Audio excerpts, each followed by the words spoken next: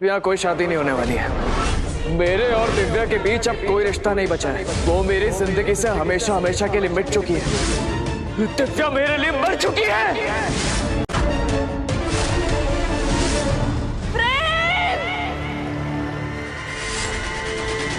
प्रेम अपने गुस्से के कारण बारात तो वापस लेके चला जाता है, पर उसको ये नहीं पता होता है कि दिव्या ने हमारी कैसे जान बचाई और कैसे क्या किया।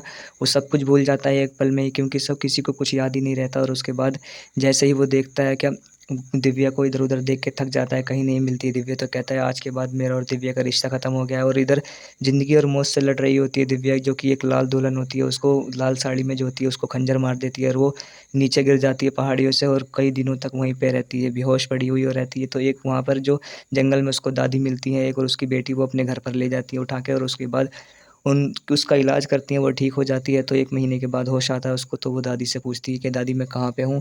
तो उसके बाद बोलती है बेटा तू ऐसे-ऐसे पहाड़ी से गिरी हुई थी, हमने तुझे उठाया और तेरा इलाज किया है और तू 1 महीने से यहाँ पर है। तो इतने में ही उसको याद आता है कि प्रेम मेरा इंतज़ार कर रहा होगा, मुझे जाना ही होगा, हम अब तक घर नहीं पहुँचे हैं। तो वो उसी चक्कर में प्रेम भूल जाता है उसको और वो आ भी नहीं पाती है, क्योंकि वो भी परेशानी में होती है, पर प्रेम ये समझ नहीं पाता है। पर इधर सब लोगों को ये लगता है कि दिव्या का जो है शादी का मंडप छोड़कर चली गई है, पर उन लोगों को ये नहीं पता होता कि करण मोहिनी आकर उनको सबको मार देती है। और वो स्वर मोहिनी बनने के बाद वो सबको अपनी जान, सबकी जान बचाती है, अपने परिवार वालों की प्रेम की जान बचाती है अपनी शक्तियों द्वारा। पर ये कोई नहीं जानता, और ये जानते हैं सब क्या दिव्या धोखा दे के चली गई, शादी का मंडप छोड़कर चली गई, ये सब सब बोलते हैं। पर ये नहीं बोलता कोई भी क्या वो दिव्या किस परेशानी में। पर प्रेम को भी इतना समझ में नहीं आता कि दिव्या आखिरकार कहाँ चली गई, उसको ये तो समझना चाहिए, पर प्रेम भी नहीं समझ पाता यहाँ पर।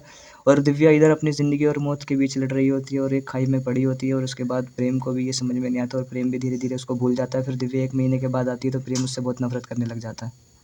प्रेम दिव्या से आगे चल के नफरत इसलिए करने लग जाता है क्योंकि उसको ये लगता है कि दिव्या शादी के मंडप से मतलब छोड़ के चली गई थी मुझे, उसने मुझे धोखा दिया है। पर ऐसा कुछ नहीं होता, और दिव्या प्रेम इसीलिए ही नफरत करता है। उसके घर वाले भी यही बोलते हैं कि हमने बेटा तुझसे मना किया था कि ये लड़की सही नहीं है तेरे लिए, ये तुझे धोखा देगी आगे चल के, ये वो। और वो बात सच हो जाती है, पर वो नहीं होती है ऐसी। और उसके बाद प्रेम को ये लगता है कि ये गलत है, मैंने सही किया, इसने मेरे साथ गलत किया। प्रेम ने अपने मन में जो दिव्या को गलत तो ठहरा लिया और उसके परिवार वालों ने गलत तो ठहरा दिया दिव्या को, पर दिव्या सच्ची होती है और उसका प्यार जो होता है वो सच्चा होता है और वो प्रेम को याद कर रही होती है। पर प्रेम इधर जो होता है उसको याद कर रहा होता है, पर उसको ये पता नहीं होता दिव्या कहाँ चली गई है। उसको यही पता होता है कि दिव्या भाग गई है, कहीं चली गई है छोड़ के मुझे।